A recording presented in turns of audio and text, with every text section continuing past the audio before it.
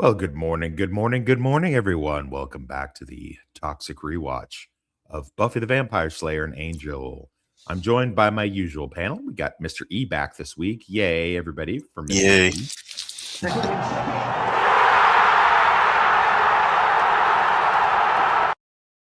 He's got a new position as a bottom at his job, as he was saying in the green room, and he's not able to join us as well. Hopefully, he's sitting on some sort of cushiony material to keep that bottom nice and firm and ready to go for his new position. We got Toonie Boy and Critter Kings for Critter. How's the foot, my friend? It's supposed to, 3 more weeks. I see the doctor again, and he's like thrilled to get the damn thing, the metal rack Okay. off and then into a boot. Yeah, as I have to explain to most old people and some foreigners, when someone asks you how are you, just say I'm fine. That's and just move. No. It's payment for you being a jerk. So yeah, I'm gonna tell you about my foot. Oh, okay. Yeah. Apparently, me being a jerk is something new here. This, I guess, the name must have confused you. But yes, we're talking in the Winter Wonderland today. Unfortunately, sans Northern English Bastard, doing a little bit of reworking with some technical difficulties, but that's okay. We're going to soldier on. We're talking about the second part of the Buffy Faith crossover. Who are you? There'll be two more to go after this one, so that'll be interesting when that pops up on Angel. I think those are the better ones, but I'll let everybody else decide.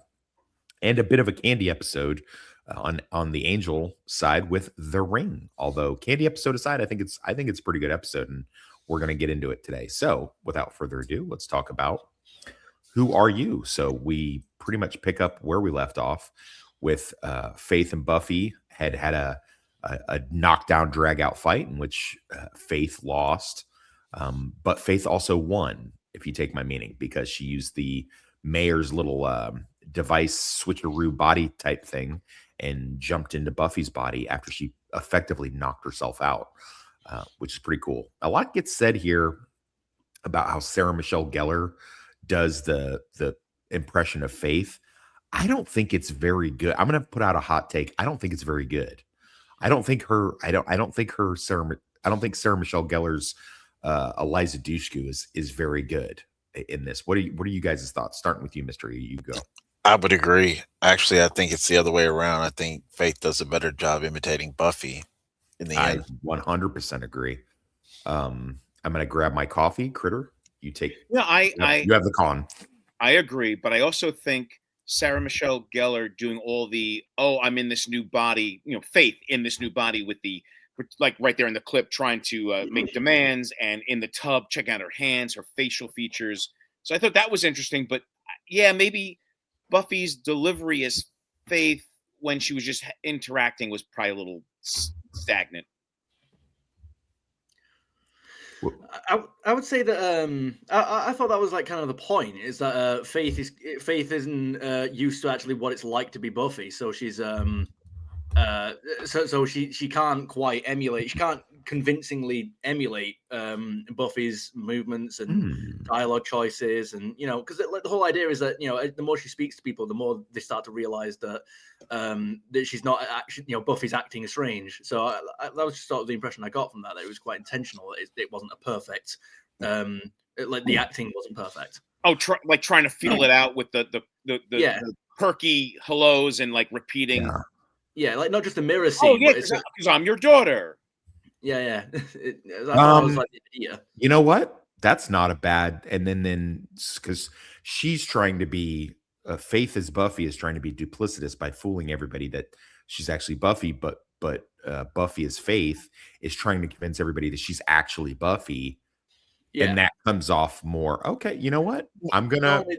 Well, I would bark back. Just it seemed like the actress herself, when she's supposedly would slip and beat Faith, it still didn't come across as Faith. That's what I saw. I mean, I understand she's trying to be somebody that she's not, and Buffy in Faith's skin isn't trying to be Faith. She's trying to be Buffy, which that whole scenario. But the actress, she didn't convince me. It wasn't convincing. You guys have all seen Face Off, I take it? Yes. Yeah. Do you think that John Travolta and Nick Cage do a better job of emulating each other's personality in that movie than Sarah Michelle Gellar and Eliza Dushku do in this. Some Yeah, parts of it. Yeah, yeah. for the majority. Yeah, I've always got see, but the thing about it is those two when they're playing over the top, they both act exactly the same when they're both being over the top. So it's just like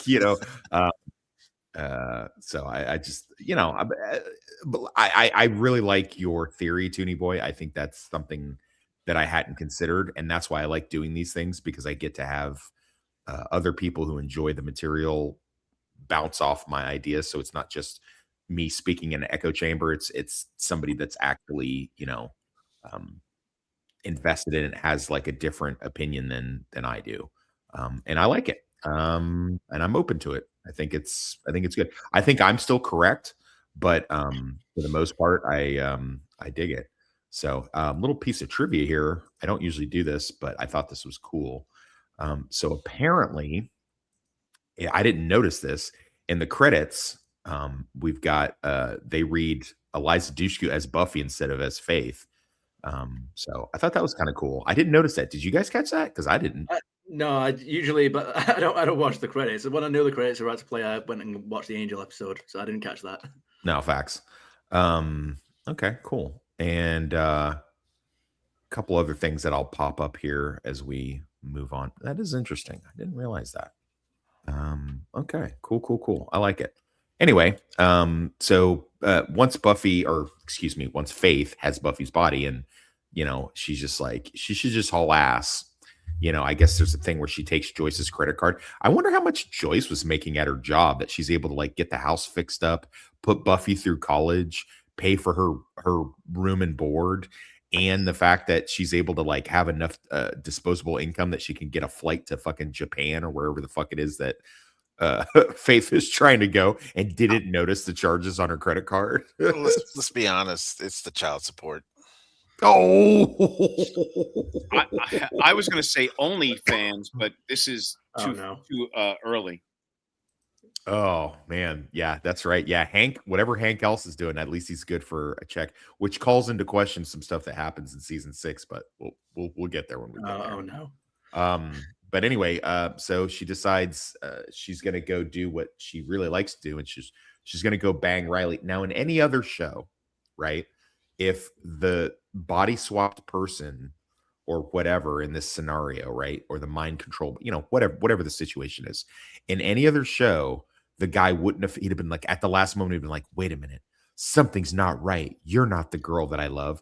But in this one, he just pounds her. And not only does he pound her, I guess he comes in her because he's like, should I not have blah, blah, blah. And then we get a cool lesbian scene with fucking that's like happening. So I'm imagining that I guess Willow is like finds Buffy's spirit or whatever, and she's effectively getting pounded by Riley, which proves my theory that I don't know, even the most staunch lesbian just needs some good deep dicking. And I'm kind of disappointed in Riley. He could have easily got some butt stuff out of this. oh yeah, she was all about. She was like, "What do you want to do? We can do anything you want. You want to hurt me? You want to play rough?" I'd have been like, yeah."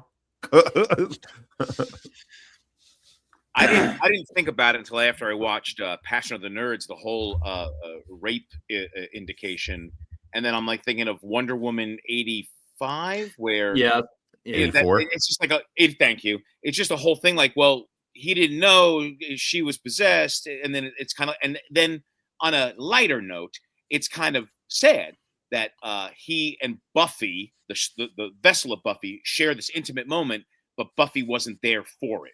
And so that's I haven't seen Wonder Woman 84, and I did forward the Passion of the Nerd Ian's episode so that people could get a refresher, but it's been a while since I watched it. What explain to me this, as briefly as you can, explain to me this theory. Wonder Woman uses a magic stone to put Chris Pine, the character of Chris Pine, into some other random dude, and then Wonder Woman and this random dude have sex. But basically, it's Chris Pine's spirit. And people are like, well, what if he's gay? What if he's married? But so this random guy with Chris Pine in him has sex with Wonder Woman, which I guess if you had sex with Wonder Woman, it's fun. But so technically it's rape, and no one seemed to care. Yeah, technically it's not. Unless it's a child, women can't rape men. So it's just not possible. I know it's very progressive. Some argue even then it doesn't count.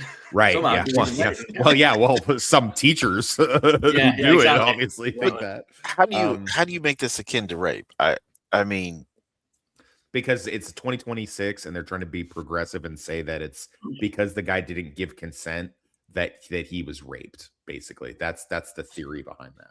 I guess. was he intoxicated? Was he impaired? No, there's a hot chick in your bed wanting to have sex. He wasn't. Well, right, raped but at all. they didn't have a choice because Riley didn't have a choice to have sex with Faith. He only had a choice to have sex with Buffy, and I guess Oh, he had a Well- choice. She was acting weird. He could have said, "Oh, this doesn't But seem you right." wouldn't. Bullshit. If your girlfriend acts a little bit weird, you wouldn't suddenly think that she's been spirit swapped with somebody. You'd just be like, I mean, she's I got a wouldn't. brain, I I guess, or wouldn't something. immediately listen. I guess I have to park my car in a different garage. I wouldn't immediately think it, but one, they're in Sunnydale. Two, he deals with the mystical all the time, and number three, I would be into it. I'd be like, oh, is this Faith? And that would have been a much better twist. Is that he's like, wait a minute, are you Faith right now? This is, Well, this is and even Buffy- better. Shit, they found out, and he's like, "Yeah, let's go." And she's like, oh, Because what? Buffy, Oh, he doesn't because care. Buffy, yeah, Buffy wouldn't know. Buffy wouldn't have no idea. I don't know if you guys ever seen Single White Female. Oh yeah. Oh yeah. But okay, so that's what this reminds me of, Single White Female, where Jennifer Jason Leigh pretends to be Bridget Fonda and goes in and like the dude is asleep, so she's like starts sucking him off, but then he does realize it like halfway through, but he doesn't stop her because he's like, well, I'm already halfway there, so and I was like, Well, I yes. already started this project. I might as well finish it. Right, exactly. Why? And leave the I'll project? also throw this out there. I didn't even think of the rape concept until I watched Passion of the Nerd. I was like, oh, she's possessed. They had sex. Oh, Yeah. sad for Buffy. Well, And then I it's mean, like, yeah, God bless him, but Ian is super fucking woke and progressive. I guarantee you, we would not hang out with him in real life. I mean, he's great. His videos are great. They're very in depth. I definitely started doing this because of him, but at the same time, I can almost guarantee you, he's like fucking voted for Kamala, and he's a fucking weirdo. Let me pose this question. Bring So it. what is technically rape? Is it assault on the body or the mind? Because I thought it was Body. all about power. yeah. Yeah.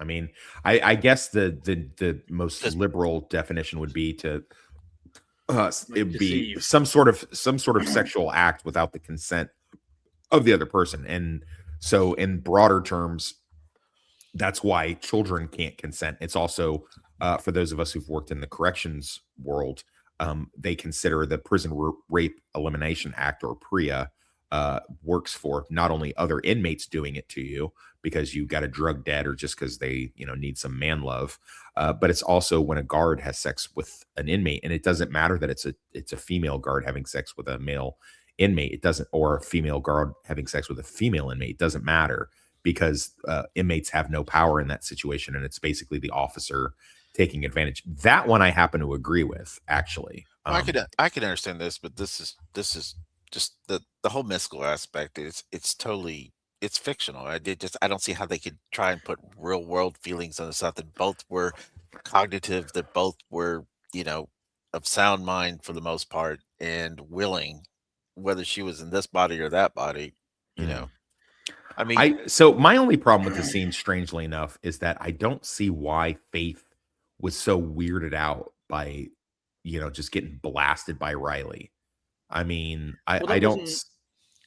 Go ahead. It wasn't the problem. Like, what surprised her wasn't the fact that she got a good fucking. It was the fact that she realized it was more than just a good fuck for Riley, and it was supposed to have been for Buffy as well. Like, it wasn't just like a quick shag. It was supposed to be an actual intimate like encounter, if you will, to sort of use playful words. But it's that's why like she got like really emotional for a minute like after it all ended. She wasn't she's never actually had that intimacy. Yeah. So, and that's the thing that I was going back to with Sarah Michelle Gellar. I'm surprised I actually got the whole name right. That's good. Trying to act as Faith, acting as Buffy, and it sort of, to some people, I guess it scanned almost as bad acting, is because what I got from the episode was that Faith didn't know what it was like to be Buffy. She assumed, she had all these assumptions about Buffy being this this pompous, rich girl, maybe not rich girl, but the girl with the good girl with all the friends, who's always dead chirpy about stuff and has everything she wants, and then she gets to be Buffy for a day, and then she realizes that all the things that she assumed about Buffy are wrong, and she would actually prefer Buffy's lifestyle over herself if she got the chance. And then you get later in the episode when she does actually go out of her way to protect Riley, even though it would fuck Buffy up to deliberately get him killed. And that's the kind of thing that old Faith would have done. I also feel that, like, when you watched this back in the day, you weren't over analyzing. I think our culture has now, we're viewing stuff, whether we want to or not, through a different lens. Like I was like, oh yeah, I see what he's saying, and I'm like, well, yeah, that's annoying, because that's just how we are. That's how society is nowadays. You do a thing and someone's offended or something's horrifying, or even though back in the day, oh, what a creepy episode, she was possessed and they had sex. Oh, yeah. I hear you. I mean, I'm okay. I'm still hung up on the rape thing, because I mean, you're not moving past that anytime soon, are you? No, because I don't get it. Maybe if the only rape I could see is if Faith rubbed one out as Buffy. That's where she's touching Buffy as Faith. I mean, that's some kind of rape there. I'm glad that's where you draw the line. I don't know. It just seems so far fetched. I mean, Evel Knievel couldn't make that jump. Okay. Well, listen, we're not on here just all agree with each other like a bunch of robots. We have two great scenes in here where Buffy as Faith interacts with Giles, and then we have one that it's Faith as Buffy interacting with Spike. So I made the executive decision to do the Buffy as Faith, or Faith as Buffy. Oh wait, no, that's not right. Yeah, Buffy as Faith interacting with Giles, because I think that's a fucking lot better scene and a lot funnier. So. You have to listen to me very carefully. I'm not Faith. Really? Really? Because the resemblance is striking. Why do I get Tootie Boy vibes from him in this scene? Oh yeah, no, absolutely. I've got this knack for I don't keep the sentences short. I over explain. What? No. Yeah. So, ooh, you? Not yeah, you. so, certainly. What? That's crazy. No. I love the resolution to this scene though. When he Faith / Buffy is right. Anyway, Faith / Buffy is trying to prove that she's actually Buffy using a past experience with Giles. Yes. Yeah. We're gonna. I know, Giles. We're gonna get there. We're gonna get there. Stop inching. You were inching. Now that sounds like Sarah. That sounds. Yeah. That is like some spot on Sarah right there. That's how she would talk. Look, so I think I know what you're going to say, and I'm Buffy. All right, I didn't know what you were going to say, but that doesn't make you any less crazy. Faith switched. I mean, she had some device. She switched our bodies. Giles, I swear. That was a 100% Buffy, Sarah Michelle Gellar mannerism right there. But yes, I love the whole. It's actually funny too, because it's a line that I use in normal daily sipping. Giles, Faith has taken my body, and for all I know, she's taken it to Mexico by now. I don't have time for bondage fun. Ask me a question. Ask me, Giles, you turned into a demon, and I knew it was you. I mean, can't you just look in my eyes and be all intuitive? How did I turn into a demon? Oh, because Ethan Rain. And you have a girlfriend named Olivia, and you haven't had a job since you blew up the school, which is valid, lifestyle-wise. I mean, it's not like you're a slacker type, but... Oh, when I had psychic power, I heard my mom think that you were like a stevedore during sex. Do you want me to continue? Actually, I beg you to stop. that's my favorite quote. That's my quote of the episode. That would be my quote for this episode right there. Anytime anyone ever says, no matter what they're explaining to me or what they're telling me, whenever they say, do you want me to go on? Do you want me to continue? I'm like, actually, I beg you to stop. Oh God, that is just he's perfect. And that is in no way to poop on the great scene with Spike as not knowing that it's actually And I love the fact that years later, seasons later, when Faith and Spike actually meet, he does like they don't know. He Oh, he yeah. doesn't know he's already met her. I just love that, there was that like thing. And a lot of people credit that as like that's when Spike kind of started to get a little bit more itchy towards Buffy, because that, like her, like, I could ride you till you pop like warm champagne. Like, dude, that's brutal, man. She was Yeah. that's a I go- have muscles you've never even dreamt of. You're like, right. damn. So I did on this rewatch, I noticed something I never noticed before. Buffy as Faith basically pulls the same trick that Faith pulled on her. She's allowing Faith as Buffy to beat the fuck out of her and like wear her down so that she can do the fucking the swaparoo, and then now you're stuck. So it's you know what I mean? It's like a game of musical chairs. The music stops and then you have no chair. So that's basically like she's allowing Faith in her own body to beat the fuck out of her, so that like she basically wins the fight, and all Faith can actually do is like run away. I thought that was extreme, and I never noticed that until this scene, or this most recent rewatch of this scene. So, and then like Faith is like, oh shit, I need you to just haul ass. Like, but yeah, no, it's really good. There's so many little very good. I love Giles yelling at the first responders, we've got little babies inside and we've got to save them. And I like I actually don't find the growing love affair with Willow and Tara to be too weird or over the top. I found it pretty compelling. And I like Riley in this episode. I think Riley, I love Riley asking her, was it okay that I came in you? Like, I love that, that's awesome. That like, he thinks was the problem, because that's what a guy would do. Like, should I have nutted in you, or like you not on anything, or What's in me? like, yeah, sorry, my bad. You've been with lots of other dudes, you slut. So anyway, yeah, go ahead. I was gonna say, go on, you go on, serious. Bro. You're fucking killing me, man. You are absolutely fucking killing me, dude. I was gonna ask. Don't know me, and I wouldn't have done it. And if I don't know you, then please stop interrupting me.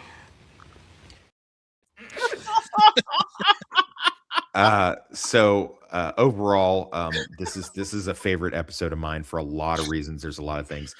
Strangely enough, well, maybe not strangely given my track record, but the favorite quote of mine doesn't come from a main character. It actually comes from an ancillary character, the weaponized goober fucking vamps that Adam basically like steers into the public to go like do a fucking like a vamp terrorist thing in the middle of the day.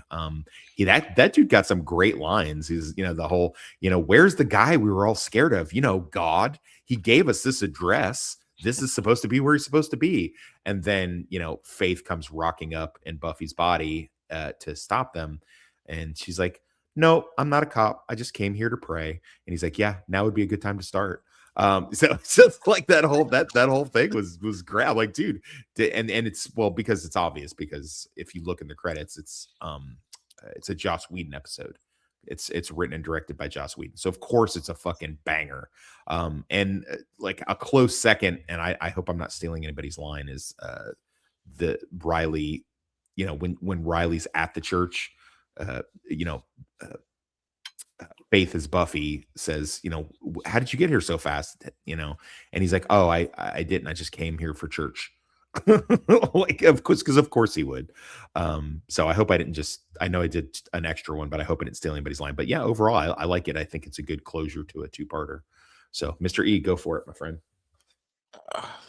I'm just going to ask just real quick. Did anybody notice the editing error where Willow was supposedly talking, but her mouth wasn't moving? Yes. I thought I had mentioned. No, I didn't catch that. I didn't catch that. It was when like they got to the church. A further away shot. Like there's like three or four people in the shot, and you hear her, but her mouth is not moving. Really? No, I didn't catch that. I didn't catch it. Good catch. Okay. So what's your thoughts on the episode? What's your favorite quote, dude? Oh, I love this episode. I mean, it's a two-parter, of course, and we finally come, to conclusion with Fate's back in the universe. So my favorite quote, of course, is, "Do you want me to continue?" And actually, I beg you to stop. That I love that. It's classic. Classic. Toonie Boy, go for it. That was my favorite quote, but if I'm going to pick a different one, it'll be from the exact same scene. And it was okay. Who's the president? He goes, Giles, you're asking if I'm Buffy, not if I have a concussion. Yeah, no, I did absolutely. I really enjoyed this episode. In fact, there's one more thing about it that I wanted to mention was when they did the final swap at the end. When they're all back into their own bodies, Buffy looks almost like shocked and afraid when she realized. Well, maybe not shocked and afraid, but she looks really like surprised and introspective when she realizes what Faith was feeling during the fight when Faith was in her body.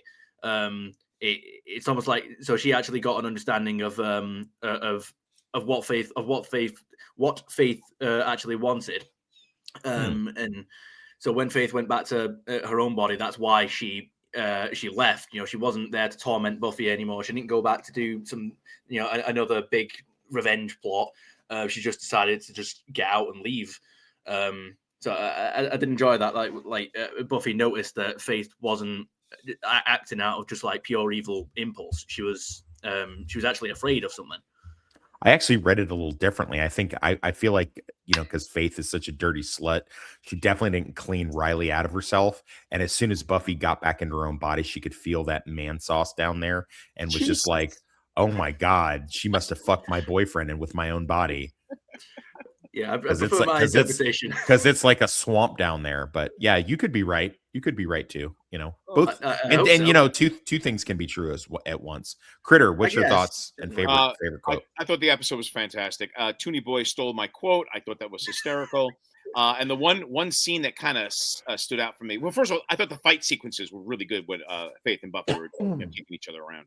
That one scene where Faith as Buffy she stabs the vampire, and then while she's staking him, flips him around. Yep. So he turns into like a tornado of dust. That was really cool. That's cool as fuck. The one scene that I guess pinged me was I can't even for whatever reason I can't think of Willow's Willow's friend, the blonde. When Tara. Willow went off, Tara. Thank you, Tara. When Willow went off and the Buffy / Faith was just ripping her to shreds, and she's such she's like not a very confident girl. I'm like, oh, you leave her alone. It was terrible. No, terrible. That's also, what's interesting about that too is that evil people see through shit that the good people don't. You ever notice that? Like the evil, so like Faith right away reads this is like a lesbo thing. But of course, at the same time, that tipped the Buffy / Faith possession off. So Tara's like, that ain't Buffy. Like she knew because of her behavior. Yeah. Fascinating. Yeah, good stuff. All right, Angel promo. Here we go. The city of angels, the wealthy place their bets on a fight to the death. Angel is forced to kill for his freedom. No one fights, no one dies. I'll kill you quick. An all-new Angel.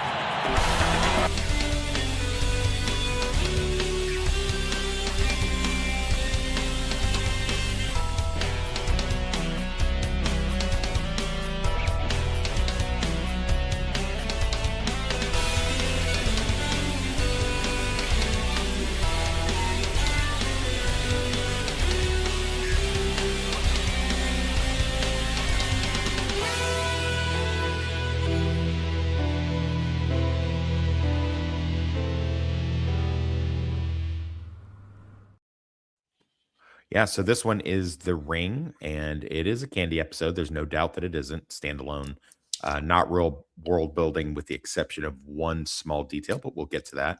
And peeps, some of the big complaints has been, hey, after like a really intense and world building episode like The Ring, or not The Ring, the Prodigal, this is. But I think in a 22 season show, which is what shows used to be mostly, especially genre shows, I think you need a bit of a Candy or standalone episode after a big pivotal episode. Like, didn't they do the same thing? God, Jesus help me, I'm about to ask a Star Trek question. I didn't want to do it. So wasn't the big thing after the big two-parter season finale and season premiere of Star Trek: The Next Generation, where Picard becomes Locutus of the Borg. Didn't they have a candy episode after that to like I believe so, decompress? but I believe it or not, I can't confirm or deny that. Holy shit! But Did I just Did I just know more about Star Trek than you did? You should probably talk about Star. Brother, Didn't even play the whole clip.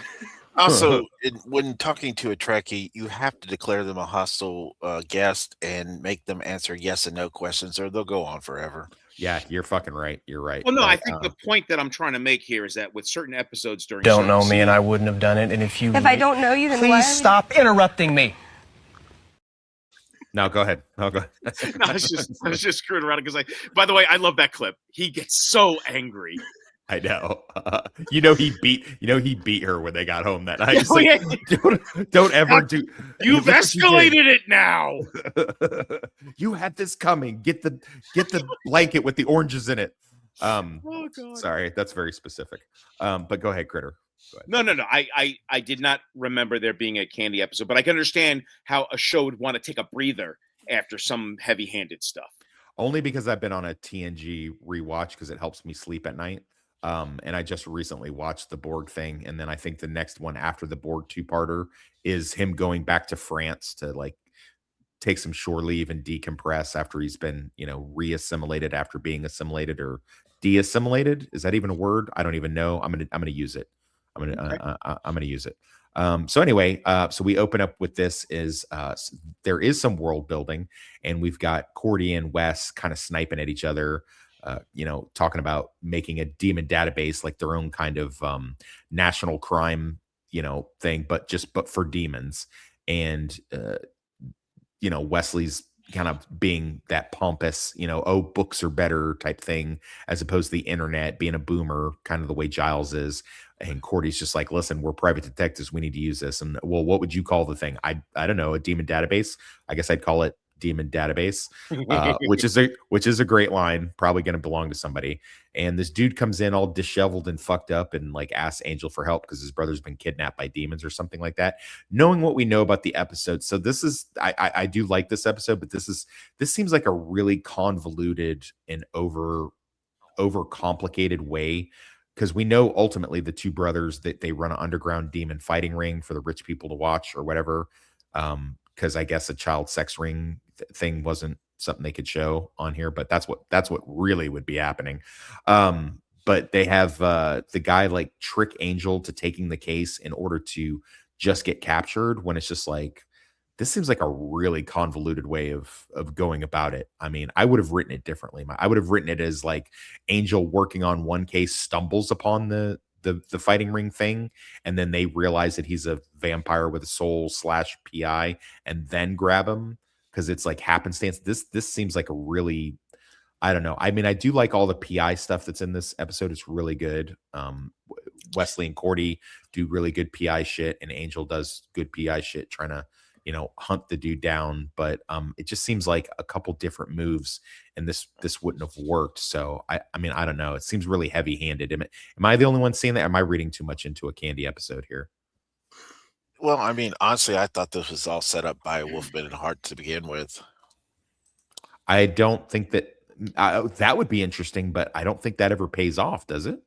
No, I think they're just testing the waters. They know Angel's special, and I think they set it up so they could rescue him, and kind of, I don't know. We owe you. See, now one.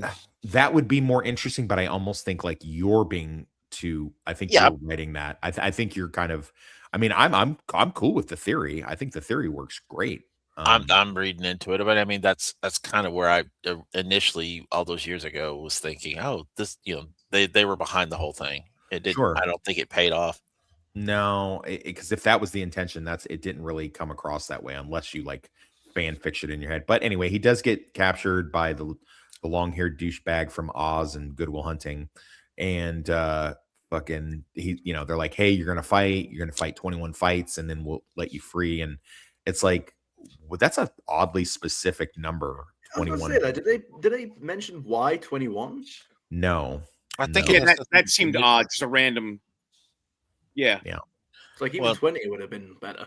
I Are think they it's the- how are they capturing these other demons and like like because it's basically just goons with tasers because like they seem to be more efficient at their job than the fucking initiative are. Like this random brothers that got like some goons with tasers and these bracelets and shit. Like, dude, they're doing like initiative level work for you know what I mean, just being a couple of fucking mooks, and one of them clearly disposable, which we're gonna find later. But anyway, once Angel goes missing and he's been gone for too long, I guess they've had some. I also like that they have like a thing set up like, hey, if I'm gone for X amount of time on this and I don't answer, I'm probably in trouble. Come get me. And I don't like the goofball part of Wesley at the beginning, but I absolutely love how he dismantles this fucking crew. Now, granted, they're not like supernatural or anything like that. They're just a bunch of fucking low level Goodfellas type characters, but it doesn't matter. I love the way he takes them apart like fucking 007. Like it's great. And this is the first time we get to see Wesley with a gun, I think, an actual gun. And it's not gonna be the last time. He realizes, hey, I don't have any real supernatural powers and things like that. So I gotta get me a gat. And I love the fact that he uses it throughout the rest of the episode too, which is even better. So yeah, fucking Wesley, badass Wesley is kind of I mean, there's been other sightings and inklings of it up to this point, but I think this is the one where he really gets to show off his stuff, so to speak. And then Angel's doing the whole I'm going to be a good guy in a den of bad guys type thing, and you got the strong, silent like number one fighter guy, and then you get the one loudmouth. By the way, the loudmouth one with the tongue isn't that the same demon from Room with a View, where Cordy has the haunted apartment? Isn't that the same demon, or at least the same type? Well, that's a I good actually can't question. remember. Maybe revisit that and take a look. Dude steals the littler guy's food, and of course, Angel's going to stick up for him. Then Angel has to fight, this dude, and basically does have to kill him. I do agree with Passion of the Nerd that it should have been like somehow a human that he had to kill, and that would have made it more impactful. Because he kills demons all the time, so I don't know. I get it that this demon didn't do anything specifically to Angel or anybody else, as far as he knows. But for all he knows, this is like a baby eating demon or something. This gets revisited later in season 3 with a very interesting episode, done much better. But I don't want to read too far ahead. I do love Angel's line here when the dude's like, "Oh, you got your first kill, so you think you're a badass?" He's like, "Dude, that wasn't my first kill or my 21st." It's like, "Oh, woo, that was nice. That was nice." And of course, Angel takes the long-haired dirthead brother hostage, and then of course the well-coiffed brother fucking guns him down, which is awesome. I also love the little fact that he shoots the brother from like point blank, and one of the shots actually hits Angel, because that's actually what would happen in that situation. I like that. I like Lila, and again, like I said, world building wise, this is the first time that we see Lila. I feel like they originally had Lila designated to be that black chick from the one where Cordy gets kidnapped and they're going to take her eyes out. I think she was originally designated to be Lila, and luckily, back then we race swapped in the correct direction as opposed to the wrong one that we do now. So we wound up getting smoking hot chick who plays Lila here, who I really, really like, by the way. A great actress. I like her throughout the entirety of the series. She actually just gets better and better as it goes on. It kind of plays two-dimensional to start, but actually she gets better and better. When Wes and Cordy go undercover, which is a fucking great scene, they manage to swipe one of the wristbands, or Cordy does, and there's just like this back and forth when they're bickering at each other, but then they're also like complimenting each other on the shit that they each pull off, with their own, they're kind of figuring out how to be PIs and they actually find that they work pretty well together, which I like. And Wes has to do more technical shit. Again, this is why we bring in Fred in season 3, because Wes is good for like supernatural stuff and not as much the tech guy. But I mean, at this point we don't have a tech guy, so I wonder if they'd have kept Doyle, Glenn Quinn's character, if that dynamic would have changed, if like Wes would have been their tech guy that like worked on stuff. Well, I like the way it worked better. Anyway, R.I.P. Glenn Quinn. Of course, because he's causing too many problems, they have Angel fight the number one dude, and then the number one dude decides after Angel shows him some mercy not to kill Angel, and then basically he's gonna 4-on-1 take on these goons. Wesley and Cordy, and with the help of the other guys, managed to get the wrist. Oh, the big thing is that the way they keep them in check is they put these wristbands on them that if you go past a certain point in any certain area, you're gonna blow up or some shit or whatever. So they do that, and then the main guy, the suit guy, comes in, and the main demon guy gives him one of the rings and throws him through the barrier, and he winds up blowing up and shit like that. And then they went and they do like a little cheeky line at the end. Yay, we did it. We set the demons free. Oh, wait, we set the demons free. These are all guys we're gonna have to hunt down later or something like that. So that's not super great. But yeah, overall, a good episode. I do enjoy it. I don't know why it gets some of the hate that it does. I think it's it's effective for what it is. And as I said at the outset, I feel like not everything needs to be world and lore building. Like you can just have a good gladiator type episode with your main protagonist in it. In fact, it would have been weird if they didn't have an episode like this at some point. And yes, I really enjoy it. I like there's lots of great lines like the one that I mentioned that Angel says, about this wasn't my first kill or even my 21st.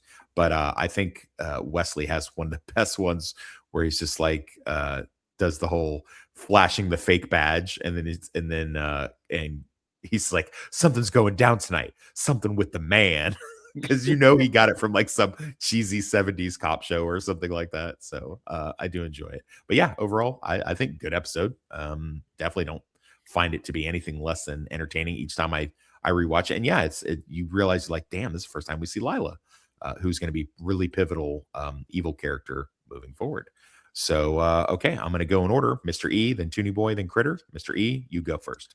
I love this episode. Honestly, two things that I think would have made it better. One, if somehow Angel would get a little bloodlust, Agreed. I think that would have brought a little more. And two, when the brother was shooting the other brother, instead of saying, now I have a dead brother, he was said, how about them apples, Jack? Something like that. But other than that, I love this episode. And whether, my fan fiction mind, trying to make connections that don't exist, I thoroughly enjoyed it. I like the one-off. And let me see, what was my favorite quote? The one between Wesley and Cordelia, where they're, we have to get him out of those cuffs. No feet. They were forged by an ancient sorcerer. So in Cordelia's mind, so get an ancient key. Just love that response.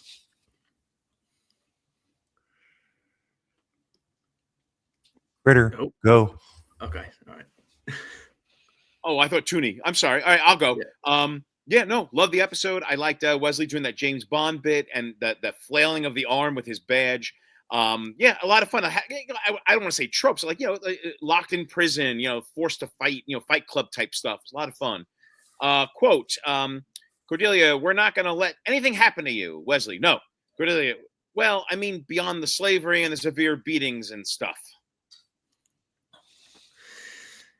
Yeah, I'm trying to remember the actual specifics of what I'm going to choose as my my favorite quote. You might be able to fill in the blanks a little bit.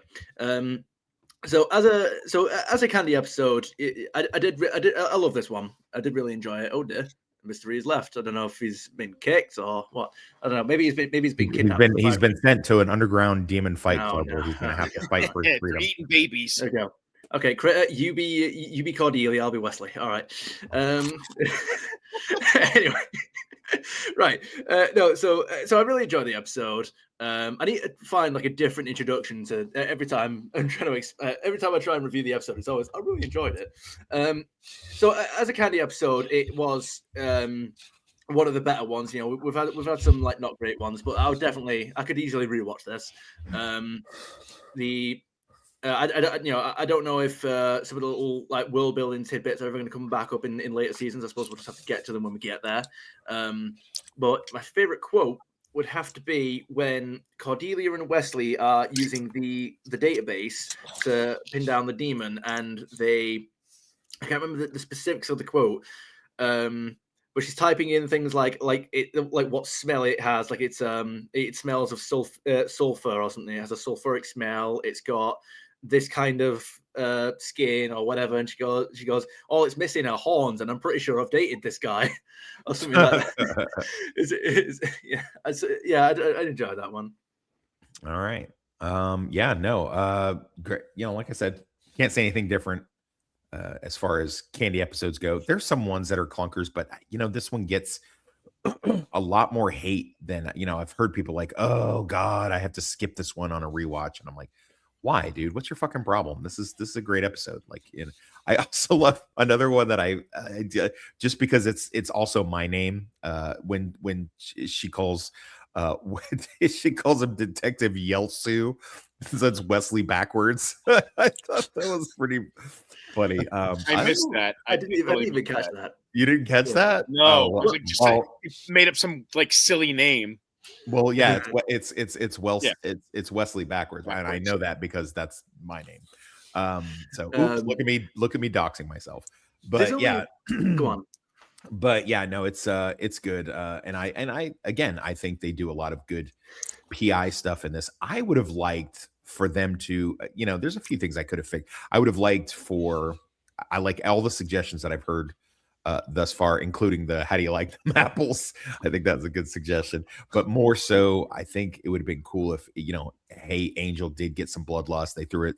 They're like, hey, we really fuck with this guy. Let's throw a regular bum in there, and then Angel has to fight or some drug dealer or something but whatever, at least a human, or even better yet, have a situation in which these people are comprised of other demons that Angel has run across in episodes. It could even be off stuff we haven't seen, but he's like, hey, I know you're floor galore.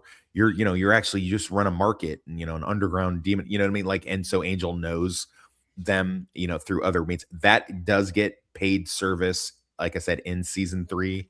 That Old Gang of Mine, which is a banger episode. Season 3 is just all fucking bangers, actually, if I'm being honest. And that does actually come into play. Is it okay to just go ahead willy-nilly and just kill demons just because they're demons? You know what I'm saying? So it's like, is it okay to kill towel heads just because they're towel heads? Now, we know the answer is yes, but I mean, there's some people who are like, hey, wait, no, that's not right. That guy was just running a shop or a mosque, or hey, that's just a kid. You can't do that. When obviously you can. You just don't lead them so much. But anyway, so yeah, great episodes there. I'm glad. No, none of that. No reaction from you. You guys are becoming more and more evil every day, and I love that for you.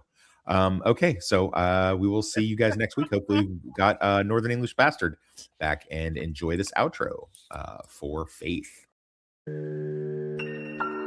Believe me, I don't want to end up the way everybody said I would. Dead or alone or a loser.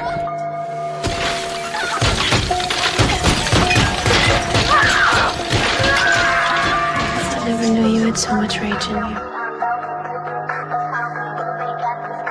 But you made your choice. I know you had a tough life. What can I say? I'm world's best actor. Do not approach her. She's violent and unpredictable.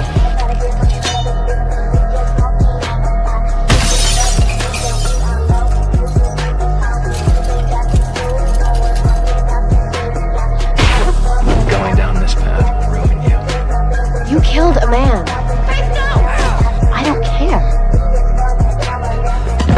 Can't imagine the nice future people. I hope evil takes MasterCard.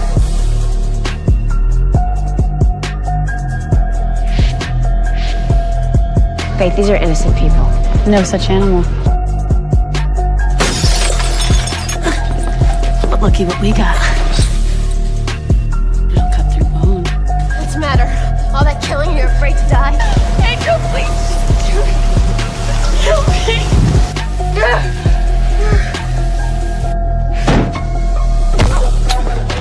Are you a murderer? Because I am. With a rogue slayer on our hands, I can't think of anything more dangerous.